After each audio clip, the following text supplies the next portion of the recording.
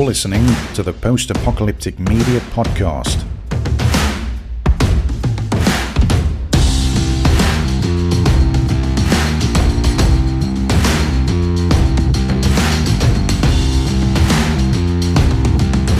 Hey everyone, welcome back to this 43rd episode of the Post-Apocalyptic Media Podcast. I am your host, Sean.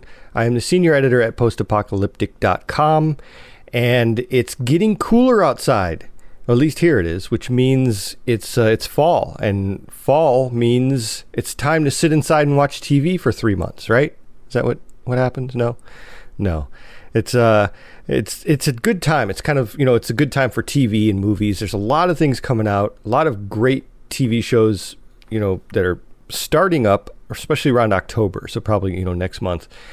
And movies. Movie season is coming up here right around the holidays toward the end of the year. So it's an exciting time, definitely. We have a lot to talk about today. And I say I have a mouse in my pocket. So that's what that is. Yeah. It's just me. I have a lot to talk about today. So first of all, I want to talk about some cool stuff that's going on soon that I might forget about if I start talking about the other stuff. So let me get this out of the way first. There's an event coming up in November, and it's called Aftermath. Now, Aftermath is it's kind of like Wasteland Weekend, and the reason I'm mentioning this now is because Wasteland Weekend is actually going on right now, and I'm jealous. I'm so jealous. I'm looking at all the pictures and the feed from people who are there, and they're just look like they're having a great time. So Aftermath is coming up in November. It's in Alabama. It's in North Alabama near Gadsden, Alabama. So if you live in the Southeast U.S., it's not too bad. It's, maybe a day's drive if you live in Florida. I mean, not even a day's drive. It's a couple 10 hours, something like that.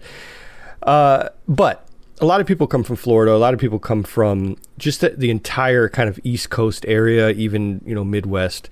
It's kind of an alternative to Wasteland Weekend. Now, Wasteland Weekend is very deserty and very Mad Max. You can't really replicate that in the dirty South because we live in a jungle here. We literally live in a rainforest. It's really crazy. My backyard is currently flooded. So that's the apocalypse. It's like Waterworld. It's basically Waterworld. And but around November, it starts getting colder. So it's not too bad. You can really bundle up and go to this Mad Max event. Now, let me rewind a little bit.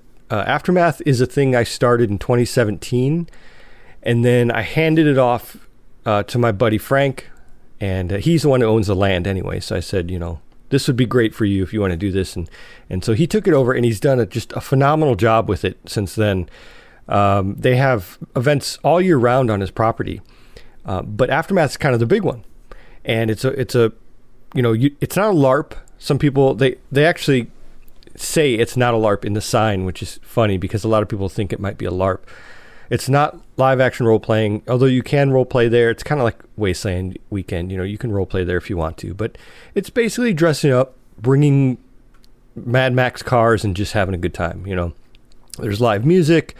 There's events. There's like vendor booths, stuff like that. So you can trade. There's a lot of barter. You can trade stuff. Rusty metal for bones. If you want to do that. If you're more into that. And what I usually do the opposite. I usually have bones from animals and stuff, and I'll trade it for rusty car parts and stuff like that. That's what I love. So yeah, Aftermath. It's coming up November 10th.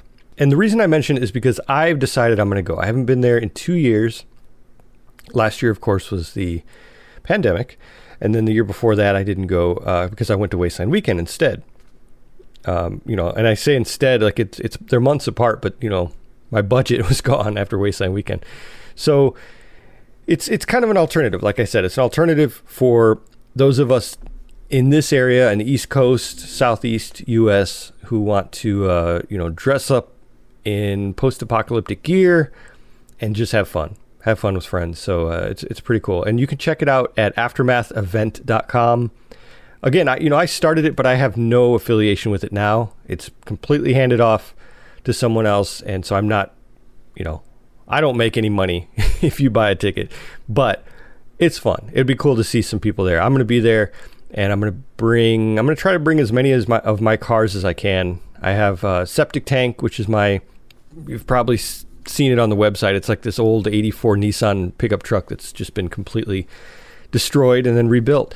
I also have a go-kart named Mini Nuke, and I have let's see, what else could I bring? I have an old Geo Metro that I've chopped in half and I haven't done anything with. Let's see if I can get that together by then, maybe. But yeah, it'll be fun. I'm going to bring some stuff, just drive around in the mud. It's always muddy at that time of year. And it'll be a little cooler, so you can, wear a big costume and not worry about sweating your butt off. So it's a good time. Definitely check that out. And another thing I wanted to talk about before I get into the news is we have a writing contest that starts the day that you will be hearing this, on Friday, the 24th. Yeah. This writing contest, all the details aren't worked out right now. I'm recording this on Wednesday. Well, most of the details are worked out, but basically what it is it's a contest that you can enter if you're a writer or an aspiring writer. You can't be the piece that you're going to submit to us in the contest is a short story, like 3,000 to 5,000 words, and it can't be published before. So it can't be a published work, and it has to be about 3,000 to 5,000 words. Just a short story, anything post-apocalyptic. And I would say post-apocalyptic sci-fi, but post-apocalyptic could be anything from, you can have a fantasy that's post-apocalyptic. You can have historical, alternate history. You can have just about anything. So it's basically if some kind of cataclysmic event happened and the story is after that, right? So that's our definition of post-apocalyptic. Other than that, keep it within the words, the word range, 3,000 to 5,000, and submit it. And there's going to be prizes. There's going to be cash prizes. We're going to interview the winner. There's actually going to be 3 winners. There will be a third, second, and first place. The winner will get an interview on the website. All 3 of you, the top 3 winners, will get get your story published on the site. But the winner will get an interview. They'll get, and everything will be promoted on our social media and everything for the winners. And then you also get the cash prize, of course. And we're trying to work out, that's kind of the thing we're working out right now, is the rest of the prizes, what we want to do exactly, get that all buttoned down. Other than that, it's pretty cut and dry. I think anyone out there who's an aspiring writer or a current writer who kind of just wants to get their name out there a little bit more, 3,000 to 5,000 words, that's nothing. That's something you could do in a week. And this contest will actually run from this Friday, the 24th, today, as the day you're listening to this, until December. And then in December, at the end of December, we'll announce the winners during our award. We have the Boomy Awards. We started last year. Well, we're going to do the Boomy Awards for 2021, and that will be where we announce the winner and we showcase their work and everything like that. So it'll be I think it's a good opportunity. And it's something we'd like to start doing every year. Get more of a writing community going with within the site. So should be fun. All right. So with all of that said, let's get into the news. As always, it's been a pretty, eventful week, right, in post-apocalyptic news. The first thing is what actually happened just the other night was the Emmy Awards. And on the Emmy Awards, The Handmaid's Tale was nominated for 21 Emmys. And some of those include, some pretty big ones. There's like Outstanding Drama, Outstanding Lead Actress for Elizabeth Moss as June, Outstanding Supporting Actor, Outstanding Supporting Actress. Those are just a couple of the 21 nominations. Well, that seems like good news. Like at that point, you're like, wow, 21 nominations. That's a good problem to have. Well, the problem is they didn't win one of them. And this is unusual. This set a record. The last record where this happened were 17. There were 17 nominations for Mad Men, and it didn't win any. That was back in 2012. So here we are 9 years later, and The Handmaid's Tale just broke that record.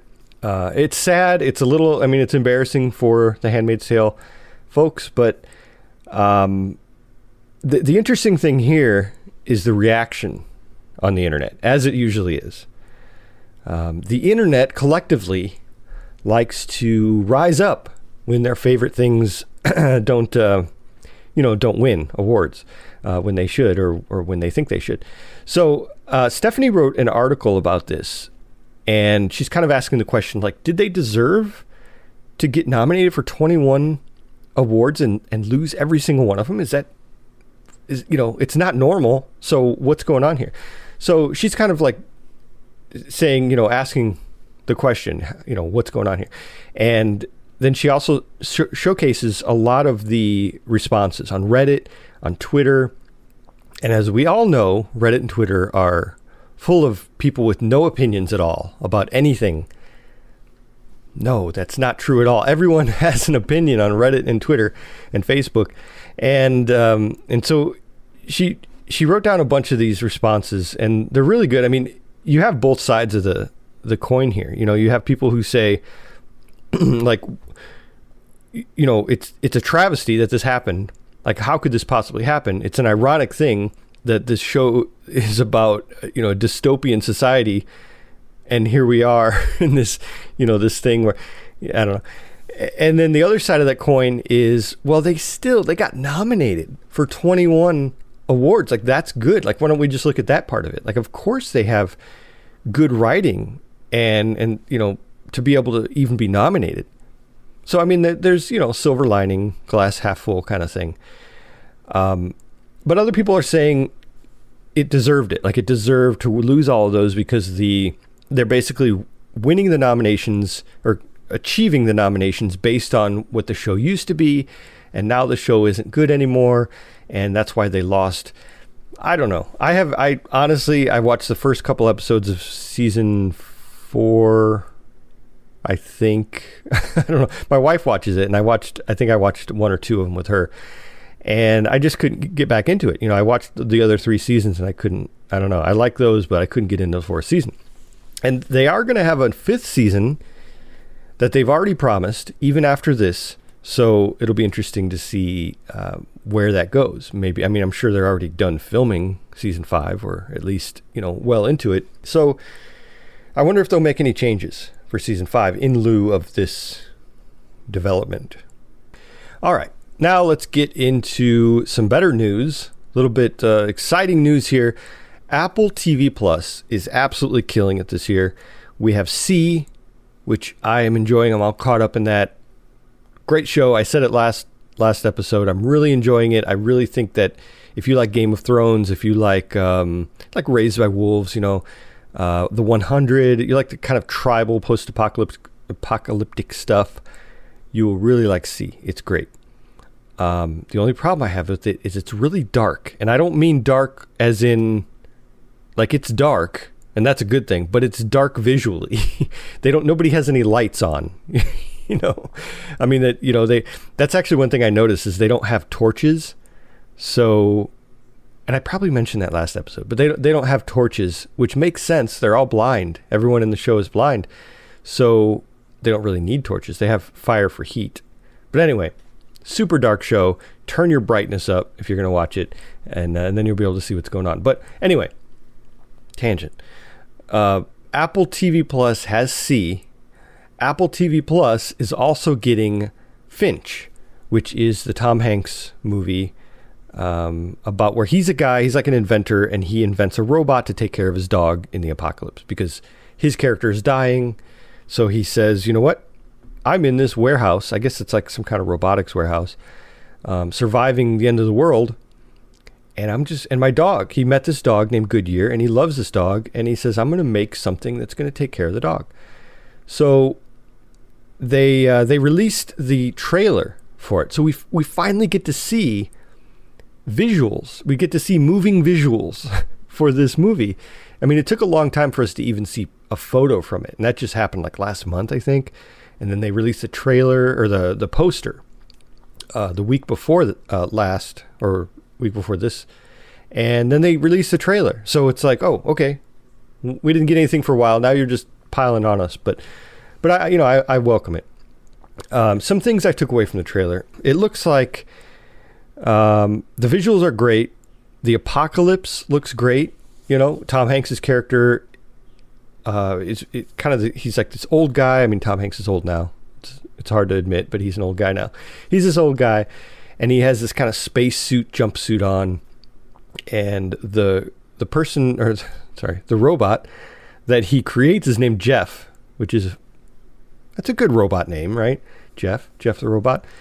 And it's all scrapped together from parts. It's really, really cool. The visuals are great in it. And one of my favorite parts of the trailer is they have this RV that's all decked out to look like a bug out vehicle. And it has this grill guard on it, and it has these big old honking tires on it. And I love that. It's got like armor on the front a little bit.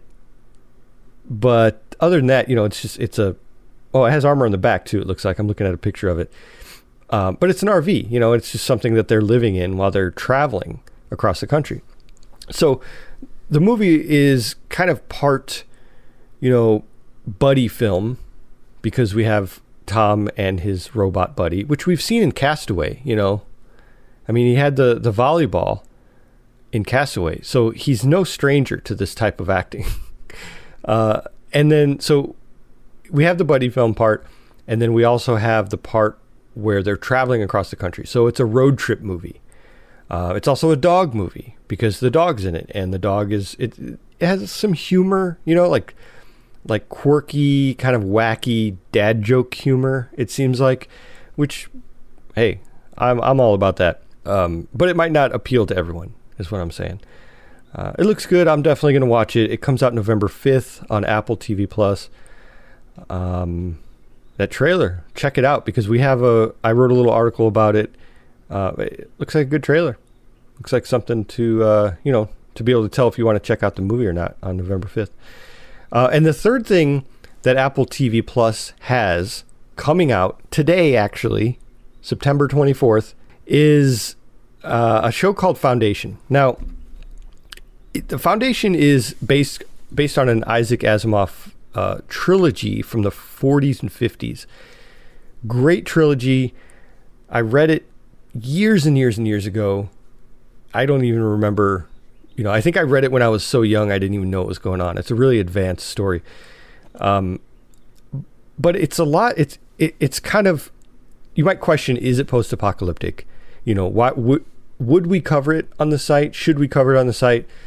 I say yes, because it does have elements of post-apocalyptic. It's like Dune. Dune is set so far into the future that there's bound to be some kind of catastrophe that happened on one of the planets, which, it does. And it may not be in every planet. There are certainly rich areas, and parts of the movie that are not experiencing any kind of apocalypse at all. And that's what this is. Foundation it's a really advanced show, but they have an element of apocalypse in it. And there's a whole, I don't know, you should see the trailer though. The trailer's really good. It has like I'm saying, it has a whole section of kind of apocalyptic people living in an apocalypse. And I don't want to get into exactly how it all intertwines, but it's a good show, or it looks like it'll be a good show. It looks like it's well produced, well funded, just another example of how Apple TV seems like it's got its stuff together, and it's going full force into post-apocalyptic everything, and I'm all for that. I love it. So yeah, that's kind of the trifecta there. Foundation might be questionably post-apocalyptic, but I think it's enough to count. For me personally, I want to cover it on the site, and I think that's we'll see. I'll watch it Friday, and I'll see. I think the first 2 episodes are coming out on the first day, and then they're going to have the next episode the following week, I think. So, yeah, should be good. I'm excited to check it out. All right, more news. Let's see. Oh, there's a Marvel superhero who's going to play the lead role in the Twisted Metal comedy series. Now, did you ever think that you would hear Twisted Metal comedy series? Of course, this series is based on the video game of the 90s and 2000s, and now it was a little bit comical. It's basically a demolition derby game where you have all these cars and you just smash each other up and you shoot each other and you blow each other up. It's fun, you know. To make a series out of it, you're like, how can they do, like, what's the plot going to be? Like a guy driving into a bunch of other people and blowing up? Like, how is that going to work?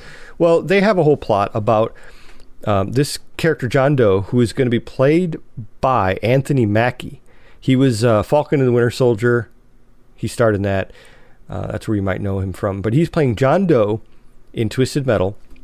And his character is basically looking... I forgot what he's doing. He's like looking for... he's trying to deliver a mysterious package. That's what it was. And along the way, he's being attacked by crazed marauders, as they say in the description. Now, that part right there seems like it would be true to the game. I'm sure there's going to be a lot of vehicular combat, on par with like Fury Road, where they're trying to travel and everybody's trying to attack them from all sides. I'm sure there's going to be stuff like that, which that's enough for me. That's got, me hooked on watching it, convinced to watch it. But it's a comedy series, so will there be like a laugh track? I don't know. But it'll be interesting to see. And that's like Walking Dead is working on a comedy series too. What? I mean, just some things aren't made to be a comedy. Let's just leave that. let's leave that to the funny shows. I don't know. Let's leave that to Rick and Morty. I don't know. It's weird. But anyway, there you have it. So we have Anthony Mackie will be playing the part of John Doe in the new Twisted Metal comedy series. All right. Also catching up with some ongoing shows.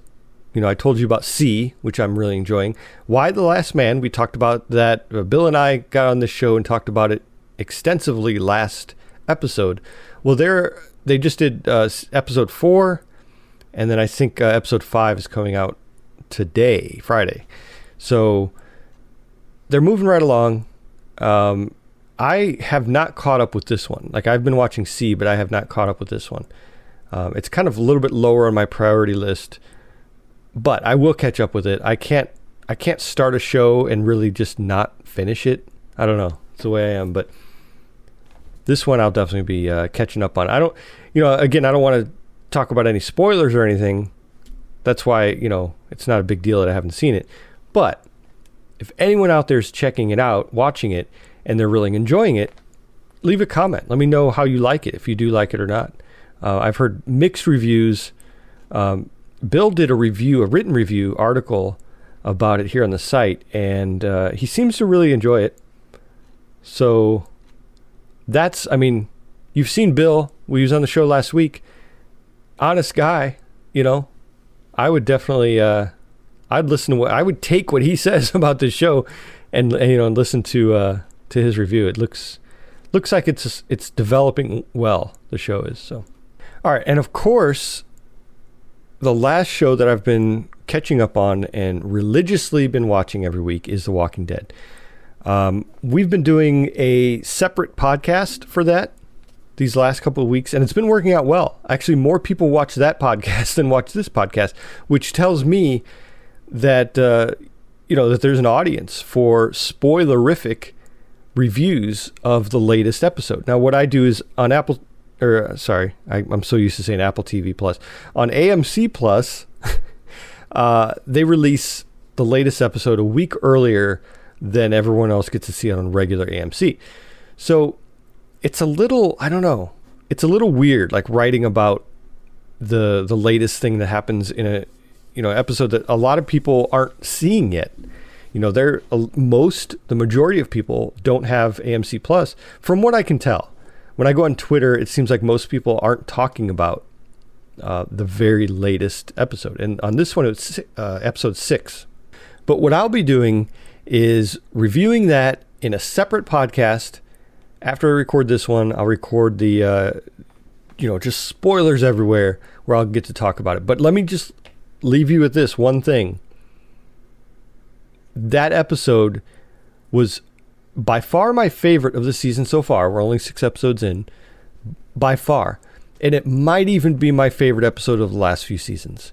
It was that good. It was I'm an 80s horror fan, and it was very 80s, very, very, Friday the 13th, Halloween, The Shining, stuff like that. It really, really well done. The music, the visuals, just the everything, cinematography, the way everything was done, really, really good. And it also tied some things together in the storyline. So really good episode.